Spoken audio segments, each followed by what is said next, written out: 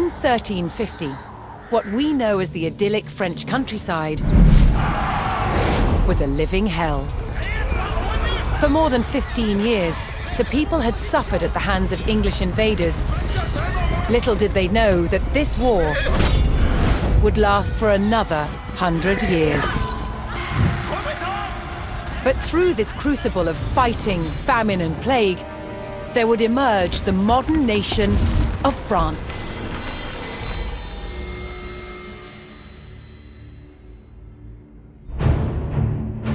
England's King Edward III looked jealously across the English Channel.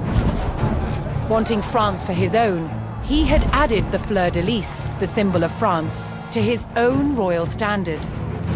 This was an all-out declaration of war. And in 1337, he invaded. But France already had a king, Philippe VI.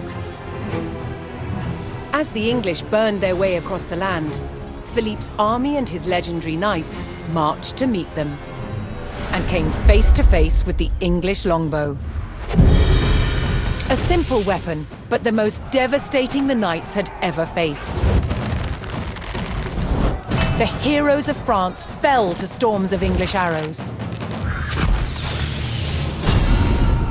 The war engulfed the French countryside. By 1351, the conflict was focused on Brittany. One fight stands out as a spectacular display of chivalry and a symbol of the wider conflict between the two enemy nations.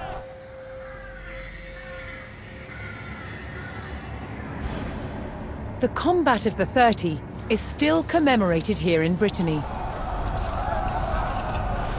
It was a dispute between two local families. Supported by the opposing sides in the war, the French and English commanders decided to settle it through a trial of knightly combat.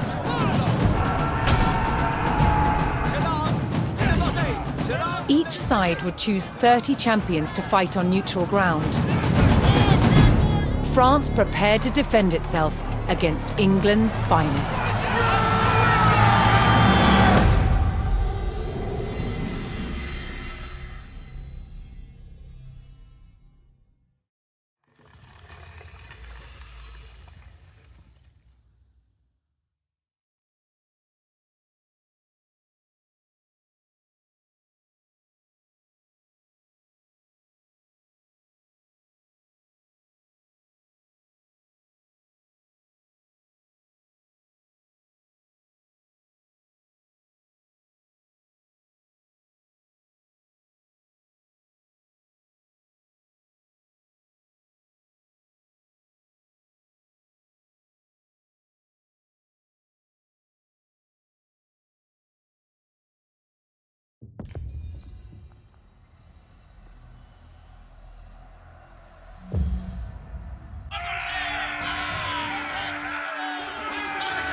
Intent on ending the suffering of the French peasantry, Sir Jean de Beaumanoir sent a challenge to the English commander. 30 champions on each side would compete in a tournament for final claim to Brittany. With the battleground of the halfway oak agreed upon, Sir Jean set out to gather support from local knights.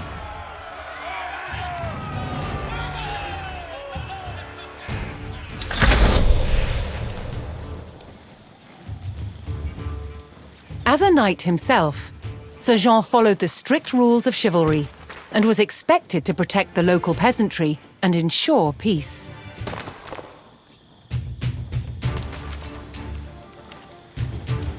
Je veux vos obéir.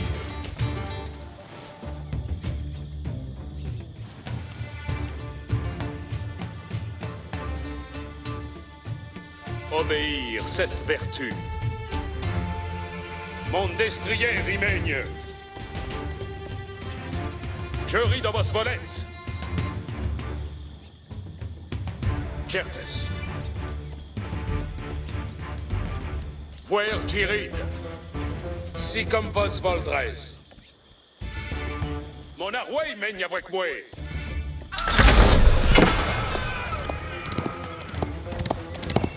Dictus mui, ma besogne. Obéir, c'est vertu!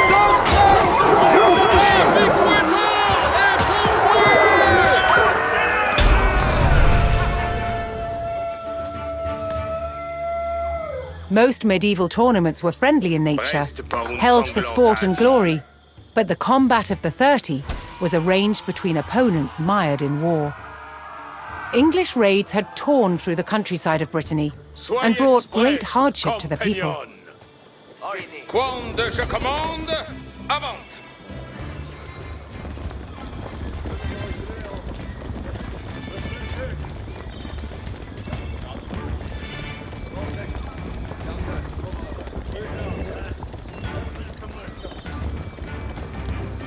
Apertisez vostre courage, compagnon, pour vostre service. Sir Jean spotted an English raiding party attacking a nearby farmstead.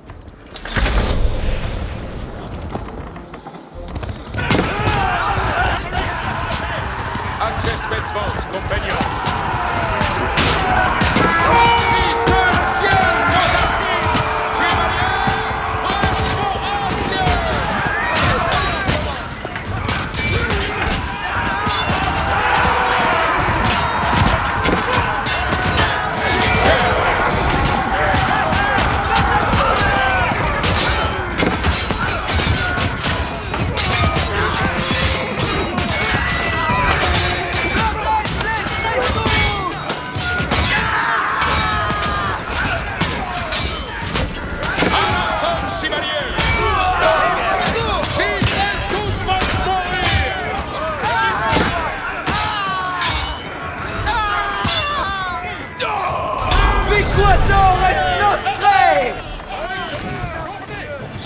The French knights defeated the English raiders, and Sir Guy de Rochefort joined Sir Jean's party.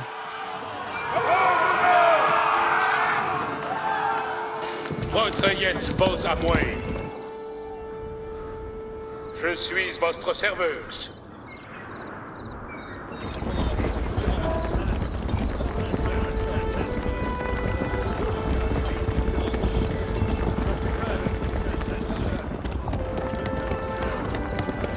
Incontinent.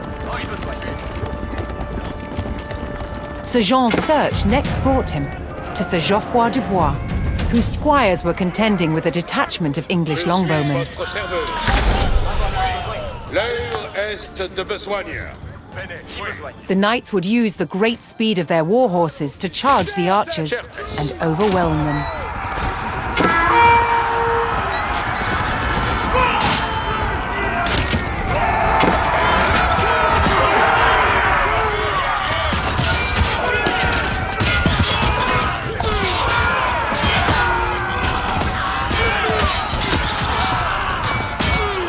The English longbowmen fell, but the French knights knew the enemy would attempt to retake the hilltop fortification and steeled themselves for further attacks.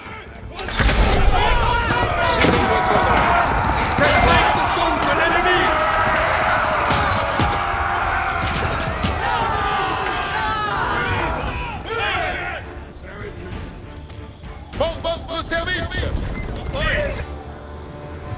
Avant, compagnon! Qu'il soit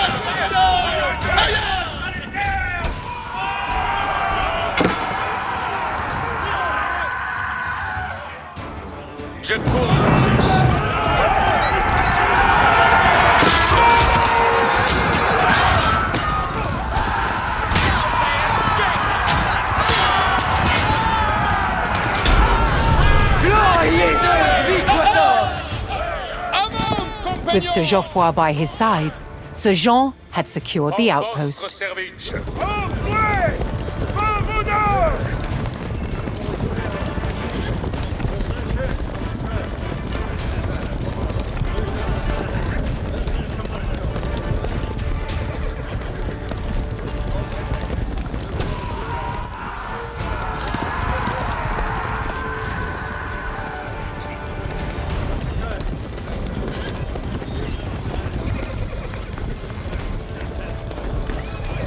Looking to secure his honor, a young knight held his ground on a bridge in Sir Jean's path.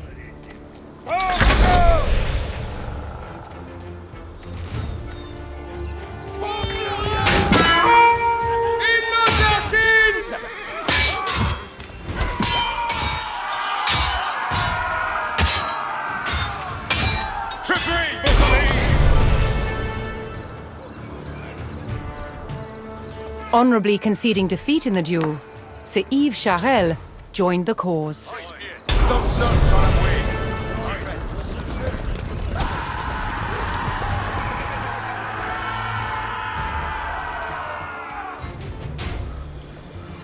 Un pied ci, un pied là. Jetzt wird's donc, en avoué. Und jetzt was abmess.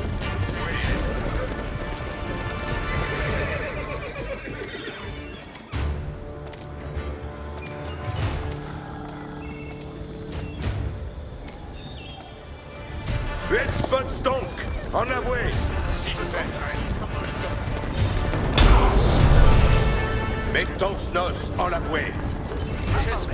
Sir Jean entered the staging area for the tournament, where he prepared to choose which knights would join him in battle.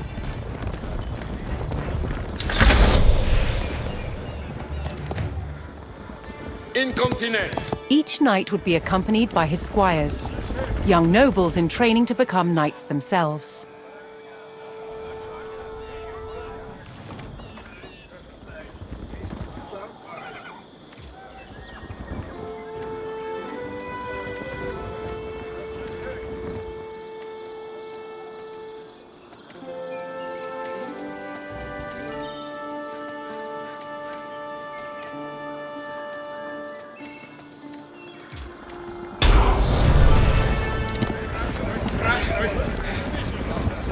Sir Jean had selected his champions. As the sun rose, the two sides entered the arena, ready for the first round of combat. Und jetzt was abmess.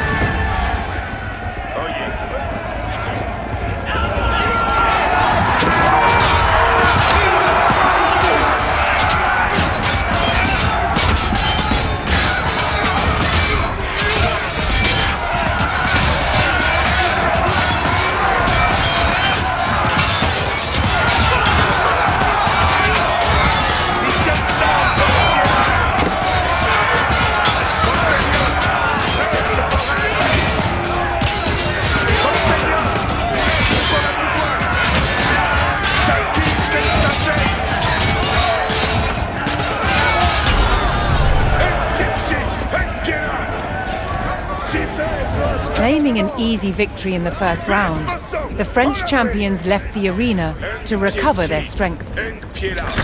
Si fais vos commandements.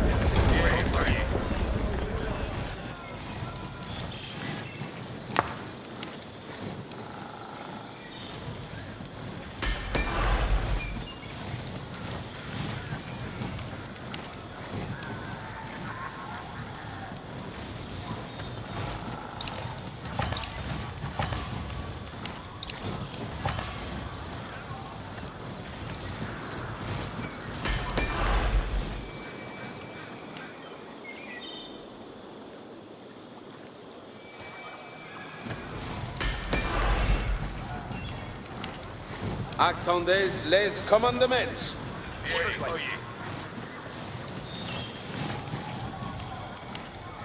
Incontinent.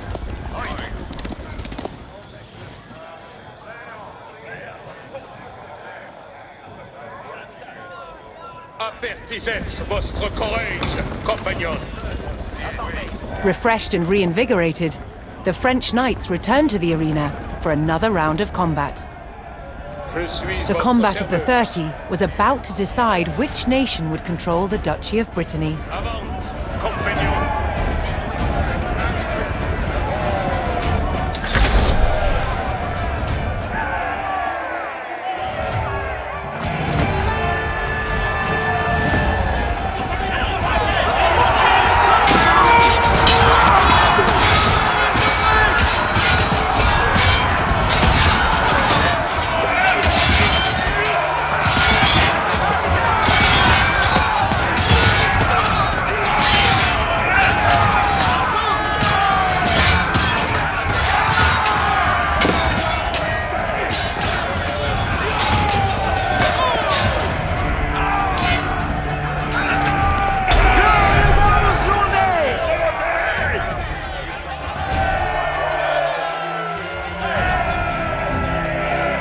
Triumphant, Sir Jean de Beaumanoir and his loyal knights claimed victory. The combat of the 30 had decided control of Brittany in favour of the French. Little did the two sides know, this was just the beginning of a bitter war that would outlive them all.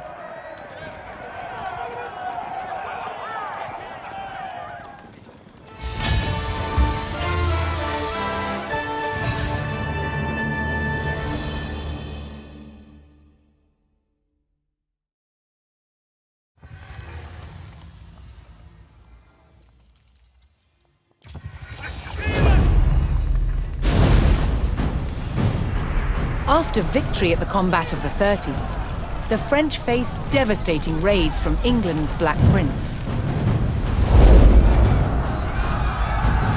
But France's King John II was closing in. Jean finally caught the English near the city of Poitiers in September 1356. The French army outnumbered the English by thousands. King Jean himself joined the fight, but what seemed a certain victory for France soon turned into a nightmare. The English longbow devastated the mighty French army. An endless hail of arrows gutted the main French force. Then the English captured King Jean. The fight was over. The Battle of Poitiers was another catastrophic defeat for the French. The English had destroyed most of France's nobility in a single day. Now they turned their attention towards taking the French capital, Paris.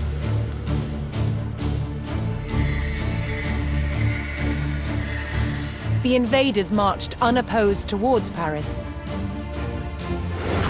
The remains of some of the medieval walls of Paris still stand today.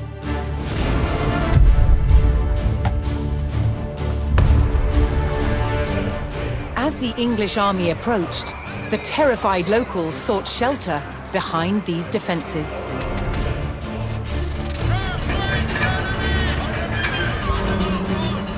Could France's capital withstand the full might of the Black Prince's army?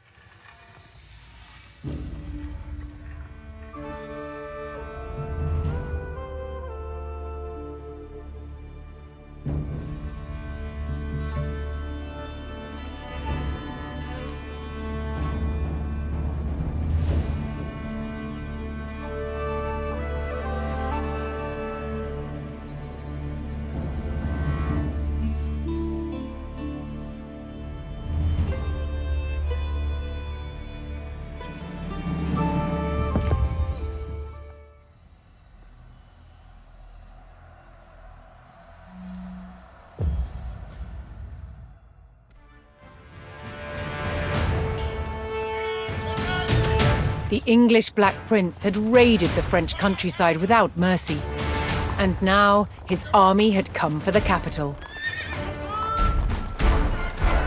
With the English on their doorstep, it fell to the French army and the people of Paris to defend the walls of their proud city.